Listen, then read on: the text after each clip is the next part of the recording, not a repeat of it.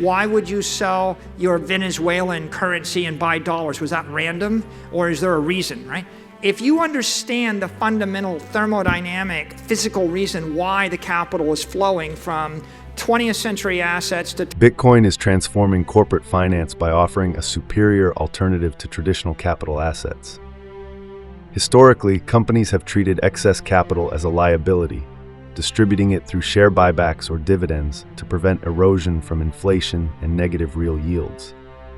Bonds and fiat-based assets fail to preserve value, forcing corporations to dispose of cash rather than accumulate it. Bitcoin changes this dynamic by acting as a digital commodity with long-term appreciation potential. Its scarcity, decentralized nature, and resistance to debasement make it an ideal treasury reserve asset. Unlike traditional assets, Bitcoin is highly liquid, accessible 24/7, and enables instant global transactions. These attributes make it a more efficient store of value than bonds or cash. Recent regulatory changes further enhance Bitcoin's corporate appeal. Fair value accounting rules, now mandatory in 2025, allow companies to accurately reflect Bitcoin's market value on their balance sheets, eliminating prior impairment disadvantages. The anticipated repeal of SAAB 121 under the Trump administration would also enable banks to custody Bitcoin, removing barriers to institutional adoption. As corporations shift from fiat-based treasuries to a Bitcoin standard, they move from capital erosion to capital appreciation. Companies holding Bitcoin can potentially transform billions in idle cash into exponentially growing assets. The volatility that deters some investors actually serves as a feature, filtering out short-term speculators while rewarding long-term conviction. By embracing Bitcoin, businesses can transition from capital depletion to capital accumulation, positioning themselves advantageously in an evolving financial landscape. Bitcoin isn't just a hedge, it's a fundamental upgrade to corporate treasury management. Like, subscribe, and turn on notifications. Support the channel by liking this video, subscribing, and enabling post notifications for more content on crypto and digital assets. Check out our other videos and share your thoughts in the comments below. Your engagement helps with the YouTube algorithm and keeps the content coming. Thanks for your support. Enjoy the video. A brainless investor can take the money and buy the S&P index, and they can do that. That is the hurdle rate. And it doesn't take a rocket scientist to figure out that if you're buying T-bills and you're getting 3% after tax, and if the hurdle rate is 12%, you're underperforming by 9%. That means holding $1 billion of capital, you burn $90 million a year. Holding $100 billion in capital, you burn $9 billion a year in shareholder value. And so the big idea here is that in the year 2024, the SEC approved the first digital commodity in the history of the world, Bitcoin, and fair value accounting became optional. And in January of 2025, this month, fair value accounting for that digital commodity became mandatory. And we expect in the first week of the Trump administration for SAAB 121 to be repealed, and that means that every major bank in the world will be allowed to bank Bitcoin. So what you from not being able to borrow any money to borrowing $7 billion for almost nothing. And we went from not being able to sell, we couldn't have sold the entire company for $10 a share.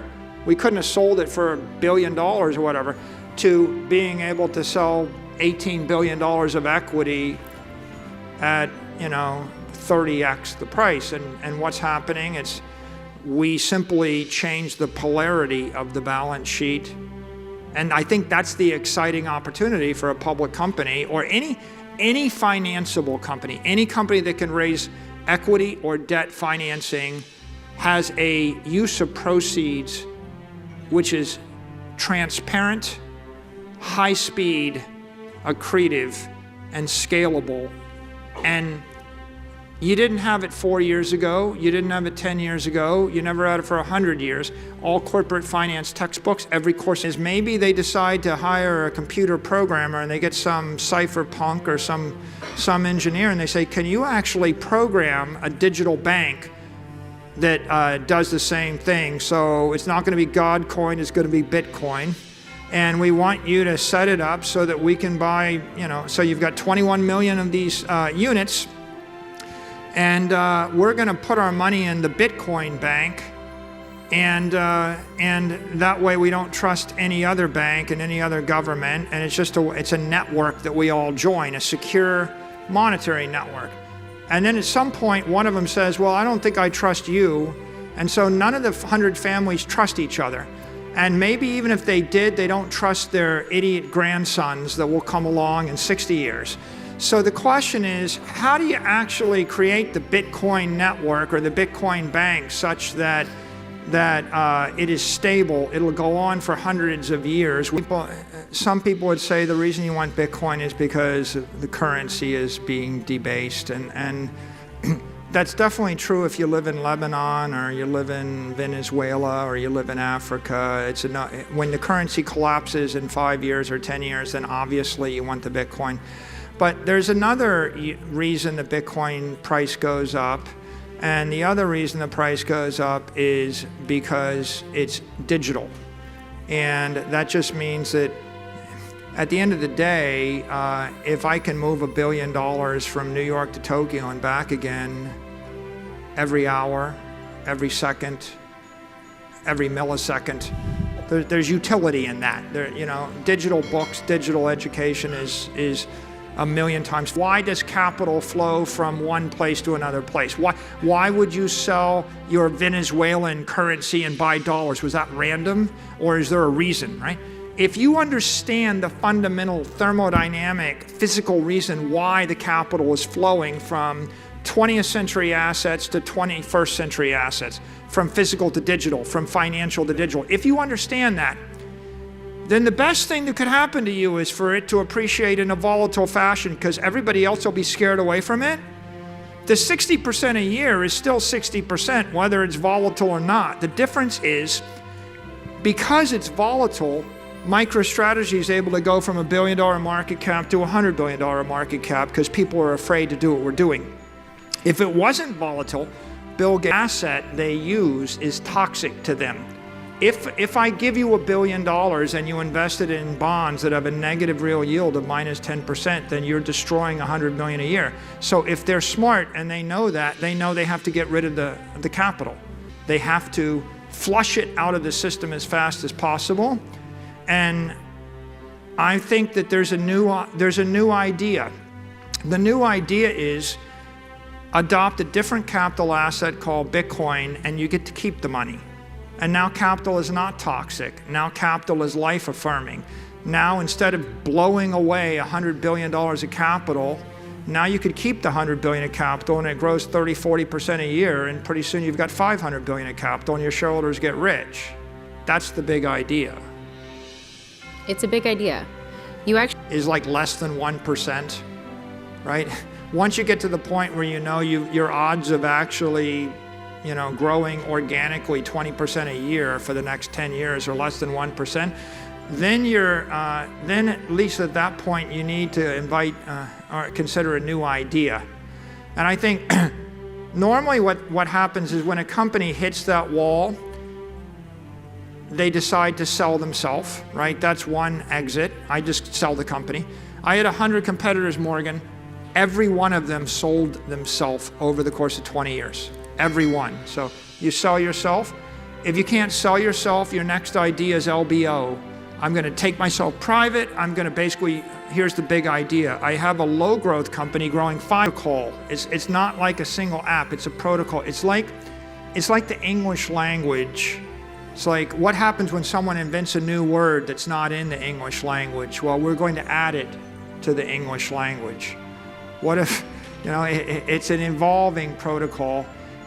The way to think of it is, Bitcoin is all the smart people in the civilization that want to keep their money. And what's going to happen? All the smart people in the civilization that want to keep their money through cryptography, they're the ones that are going to upgrade the system so as to keep their money, right? And so it is a dynamic thing. Bitcoin does evolve over time, but if you see it as a protocol, Like, you use base 10 math, you speak the English language, you think in Bitcoin, it's a quarter, the stock crashes. So when you're dividending out or when you're dispersing capital by a buyback or a dividend, you're decapitalizing the company. So it's the analogy I give is Jeff Bezos and Bernard Arnault and Elon Musk, they're not the richest men in the world because of forward expectations of their wages. They're the richest men in the world because of what they own. They own stuff. So if Elon Musk said, I've decided to give away all my money, am I still the richest man in the world? Well, no, you're not. You just gave everything away. You gave away your assets. And the same is true with any wealthy family. It's the same true with any institution. If you just gave away all your assets, you wouldn't have anything. So we've normalized this idea, yes, has to be 10 to 15%. And if you can't hit that hurdle rate, you have to basically go into debt. And what you do is you replace equity capital with debt capital, and all of these good companies end up bankrupt when they have 1 or 2 or 3 bad quarters. So that's a long-winded answer. The short answer is, if you had $1 billion going up 30% a year, you make $300 million a year doing nothing. Why wouldn't you want to? Like, why wouldn't you want to invest something which makes you 30, 40% a year? Because, I mean, it's money, right? It's like you can make the money. Do we have any other questions? Mike, quick question. Caller. Buy it now, they won't be, right? It's like it's property you want to hold for 100 years. And if you bought a house in Manhattan and you insisted on getting drunk at parties on Saturday night and walking up to everybody and saying, I want you to buy my house for me right now for cash, how much will you pay me? You would sometimes get bids that are less than the price you paid, and it would depress you. You'd probably drink more, right? It's like if you insist upon liquidating all your assets every minute of the day for cash, you're going to find a very volatile bid ask, and you're going to get depressed. Like, I can't sell it for more than I bought it today, or yesterday a guy offered to buy my apartment for $180,000, and today they only offered $120,000. I'm freaking out. It's like feature. It's volatile, and that's what gives me the edge over a person who is less committed, less thoughtful. The person wants it less than you, right? It's like if you live in New York City, you know the value of everything, and occasionally people panic and offer to sell it to you and they mark everything down by 75%. I give you a world. Everything's marked down irrationally by 80%, and it's marked up irrationally by 80%, and you're smart. Do you want to live in that world, or do you want to live in a world where everything is marked perfectly? And the answer is, you want to live in the world where it's all erratic. You get rich that way. In a world where everything is marked perfectly, there's no opportunity for you.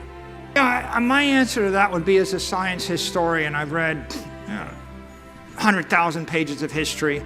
And I think the story of history is humanity's condition was improved when we got clean water, clean food, clean air, electricity, clean power, when we got petroleum, when we got cars, when we got nuclear energy, when we got antibiotics. If you look at the plight of humanity for thousands of years, people are dying at age 30. There's a 40% infant mortality rate because the food's dirty, the water's dirty, and they've got no hope. Is the way you store organic energy. Somehow, over the course of hundreds of millions of years, mammals figured out how to store organic energy, and they had fat cells. We as humans have not had the ability to store economic energy properly. We tried with gold, it never quite worked. I could give you 100 examples of it not quite working. I can give you 1,000 examples of hyperinflation dating back to 500 BC of money not quite working. For the first time in human history, we have invented a technology that allows a human to tightly bind economic energy to their person, or for a corporation